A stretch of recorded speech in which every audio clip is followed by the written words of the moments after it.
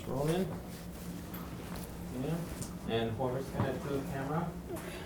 Alright. Put that away. And just make sure he's on this side of the screen. And if he moves or anything, if he stands up or anything. I'll be here.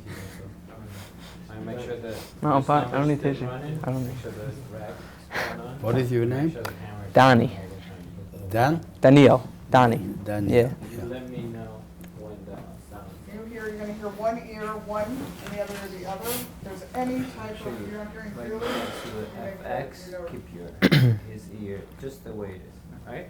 Could you count to 10 for us? I should count to 10? Yes, we're gonna do a Just for sound the check. sound. Loud? Yeah, That's your sound. The way Yeah. you're the way you talk. 1, 2, 3, 4, 5, 6, 7, 8, 9, 10. Okay, you're hearing that? You wanna?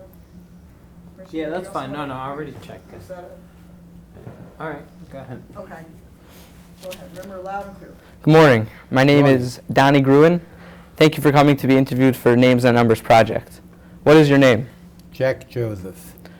When were you born? Can we start with like, Could you say my the full- name is, Could you and like I say- was from, cause he said his name. Right. So can you answer in a full sentence? Could Can you answer? Catch that? No, you remember- he has to- Yeah, what? he has to He answer. said his name and then you asked what You is your remember name? interview techniques? That class? Mhm. Alright, that's what it's.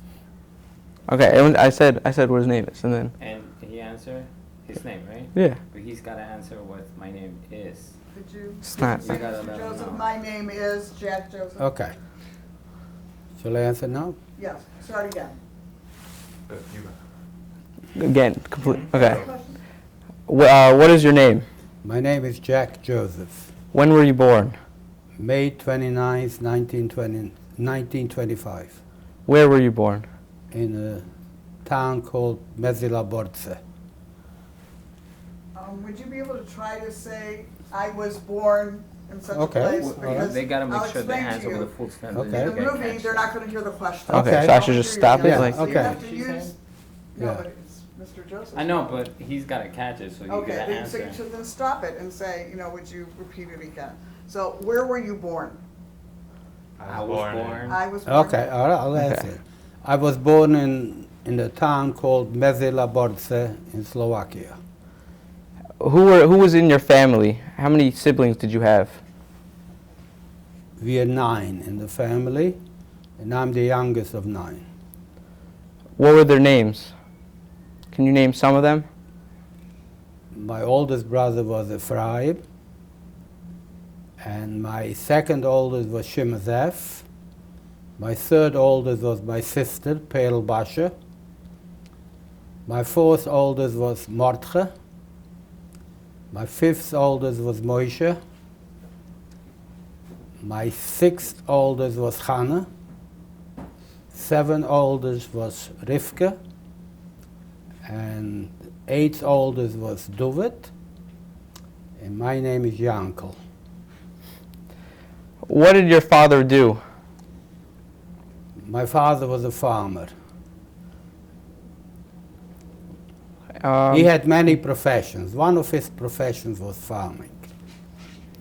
What other professions did he have? He was at one time like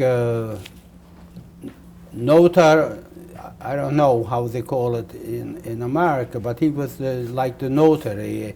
Here, anybody can be a notary public, sign, but there he was like the notary public. If you wanted to buy land, you need a signature of ownership, or you wanted to sell or buy a cow or a horse, you needed a notary for that. What was life like living on a farm? It was, well, this is not a farm for business. It was just a farm just for the family or to supply food. And So we you, grew our own food. Our family grew our own food. We didn't depend on buying food, except certain things that you don't grow on the farm. You lived on the farm? We lived on the farm. It was a small little town. There was only 250 Jewish families there, and there was only 2 Jews that did what my father did. Describe the school that you went to as a child. To Jewish public school. It's half a day was Jewish public school, and half a day was like yeshiva. What was the Jewish community like in where you lived? The whole town was Jewish. The whole town was Jewish. There were non-Jews. Only 2 non-Jews lived in that town. It was a Jewish town. Every house, one next to another, was Jewish houses. And most of the Jewish people were shoemakers, tailors, grocery stores, textile stores, and everything really was that you have in a town, but was all Jewish. So did you have any interactions at all with any non-Jewish people or children? We had, because most of the farmers were non-Jewish farmers. So it was not a farm like in this country. It was a very poor farmland. So there were spotted flat lands. And you didn't own one big piece. You owned a little piece everywhere in maybe 10 or 15 different places. So you had a non-Jewish neighbor to the right and to the left, and in the front of you and in the back of you. Yeah. What was your Jewish education like in school? Jewish education in school was, we learned, started with Aleph Beis, right through Gemara. Yeah. But it was interrupted, for me it was interrupted at a young age. Yeah. Older boys kept on going to yeshiva. We had a yeshiva in our town. Yeah. You were in that yeshiva or you were not in that yeshiva? No, I was not at that age. At my age, it was already, the war started. So there were other non-Jews in that school that you went to? No, in the school it was only Jewish boys in the schools.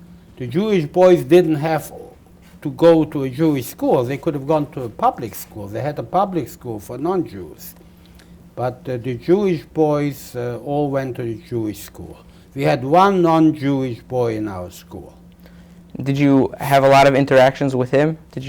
Were you close with him? Or? Not really. We were close, but Jews were just associating with Jews. We didn't have friends as non-Jewish friends. How was Shabbos before the war in your house? What was it like? It was very beautiful. We had a regular Shabbos dinner. Everybody managed to have a chicken for Shabbos. Even so, most of the people were poor, and everybody worked very hard, and it was beautiful. It was beautiful, especially we were a big family, and my father got a lot of respect from his children. We were raised to respect elders, and it was just very beautiful. It was a real Jewish life. What was Pesach like? Was Pesach the same way? Pesach was also very beautiful. I'm talking about my family because I was young. For Pesach, we were all home. Not all the children lived at home. 2 of my brothers, when they got older, they moved to Prague. One of my sisters got married, so she moved to a different city. But for Pesach, everybody came home. And since my brothers lived in Prague and they were well-to-do, most of the children my age were waiting in front of our house to see Erev Pesach before we went to shul what we're going to wear, because we got new clothes from the capital of the country. Can you describe the day that the Germans came into your town? Well, Germans did not come into our town.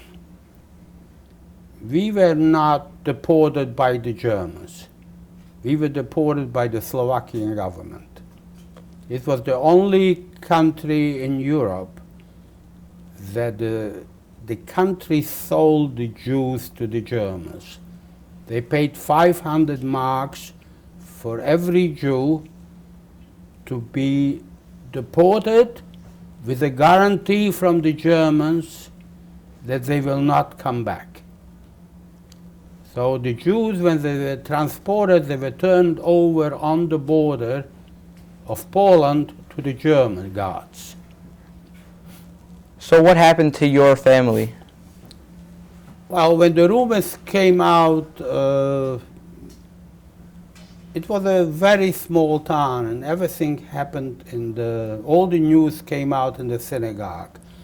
And when the news came out that they're going to take for work between 16 and 45 boys and girls, my father said, this is not good. We better pack up and run away. Fortunately, we had one sister that was married, and she lived in a part of Czechoslovakia that was turned over to Hungary in 1939. So my sister lived in Hungary. So my father decided that we will leave everything and try to escape to Hungary. And we did. We did.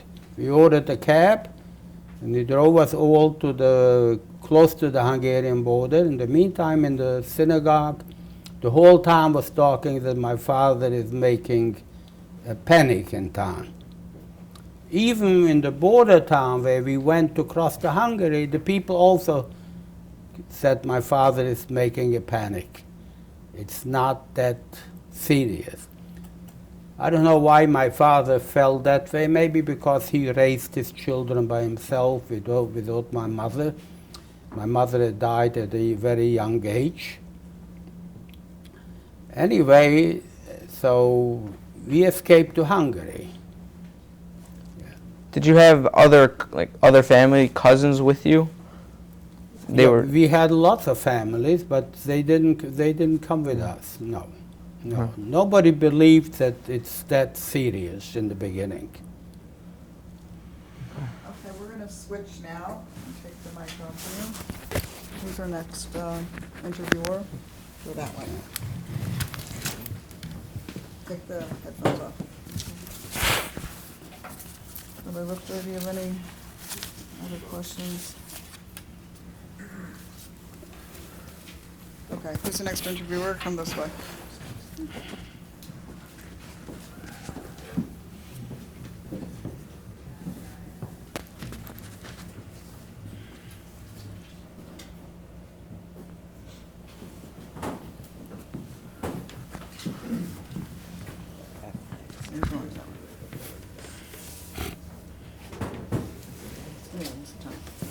Don't move anything. That's fine.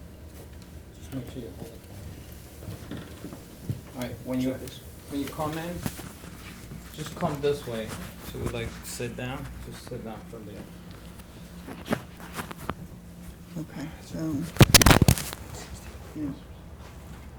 So where did you go? So you tell him he's going to the border of Hungary and say, you continue. Where did you go from there? Do I say my name or? Pardon? Do I say my name? Oh, absolutely. My name is, but wait, hold on. Say this one. No.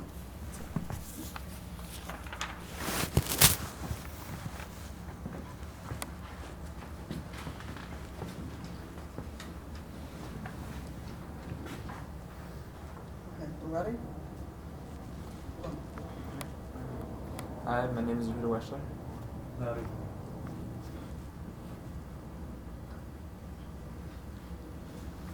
Hi, my name is Yehuda Weschler. Thank you for coming to interview for our Unedited Numbers program. You were saying before that that you were leaving. You have to talk a little louder. Yeah, speak Yeah. loudly. Sorry. That's okay. You were saying before that you were heading towards the Hungarian border. Yeah. So can you describe the the process of leaving? Yeah, well, we were heading toward the Hungarian border, but it was not as simple. My father had other ideas, that we do not go together, the whole family, that everybody goes as much separation as possible. But God forbid if they catch you, so they don't catch everybody at the same time. So we went separate ways. I was the first one to go with my older sister and my older brother. Not the older sister, but the older sister from me and my brother. So we went to cross a certain border, and we decided to go on Friday night. So we traveled by train to the border town, the nearest border town, and from there we had to get a taxi to drive us to the border. So the son of the Shoichet had crossed that border illegally a few times before, and he knew the way that we are safe to cross the border through the fields. So it was Friday night, and we were 7 people to go. It was the son of the Shoichet with his sister, and 3 of us, me and my brother and my sister, and we couldn't take 7 people in one car. So we only had one taxi. We couldn't get another taxi that was reliable to drive us. So my brothers went, my brother and my sister went with Eli Moshkovich, this was the name of the Shoichet's son, and his sister. And the taxi was supposed to come back for me and 2 other girls. And they were waiting in the bushes close to the border. So when the taxi came back and it picked us up, so that taxi was stopped. So right by the rendezvous where we were supposed to meet them, that's where they stopped the taxi. Luckily they didn't notice them in the bushes, and they took us back to town and they arrested us on Friday night. So of course I never crossed the border with them, and we were brought Saturday morning before a judge, but the 2 girls were local girls, and one was the daughter of the president of the Jewish community, and he knew the chief of the police, they were talking, and he knew the judge, so they let us go. As a matter of fact, the judge was very nice. He says, I'm going to let you go this time, but be careful the next time, because he knew we were going to cross again. So when they let us out Saturday, I was waiting till Shabbos was out, and I decided I'm not going, because the only one that was left at home was my father. He wasn't going to leave, because they only were taking young people. So I decided I'd go back to the house, stay with my father. And by the time I came home Sunday, my father had a telegram that they made it across the border, my sister and my brother. And so I stayed home. I didn't go anywhere. My other brother went a different way, and my sister went a different way to cross the border. So you stayed with your father? So I stayed home with my father. I was the only one home with my father. Yeah. How did you feel about the separation from the rest of your family? Well, it was terrible. It was terrible. Yeah. But at that time, we weren't so. It was in our house. I'm talking about our house. It was a matter of life and death. So whatever it was, we didn't think of anything other than to escape. Yeah. survival was the. Yeah. Where did the rest of your family go in Hungary after they crossed the border?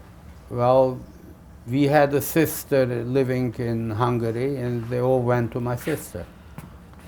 And they stayed there? They stayed there until the. No, they didn't. They didn't stay there. It was too dangerous. My sister lived in Hungary on the Slovakian border, so of course they were looking for Jewish refugees. So from there, they went to Satmar. Yeah, they lived in Satmar, different places. One of my brothers lived in Budapest. One of my sisters lived in another city in Hungary. And one sister and one brother lived in Satmar. And then I joined them and I crossed the border. I crossed the border at a different time. Yeah. And what happened to them after they got to Satmar? After we got to Satmar, we were there for 2 years in Hungary. Yeah. We were living as on false papers, and till 1944. Yeah. My brother was in the yeshiva in Satmar. My sister had an apartment there. She found some work. Then I also went to the yeshiva in Satmar for a few months. So how did you end up crossing the border? When did you try the second time to cross the border? The second time I tried when the news came out that they take old people and women and children. They take everybody. Then when the news came out that they take everybody, we had my father had an acquaintance, a friend, who was head of the tax department. Actually, he was head of the foreign currency department in that part of the country. It was illegal to hold foreign currencies. So he was in charge of that. And we were excused before that we were dealing in foreign currencies. So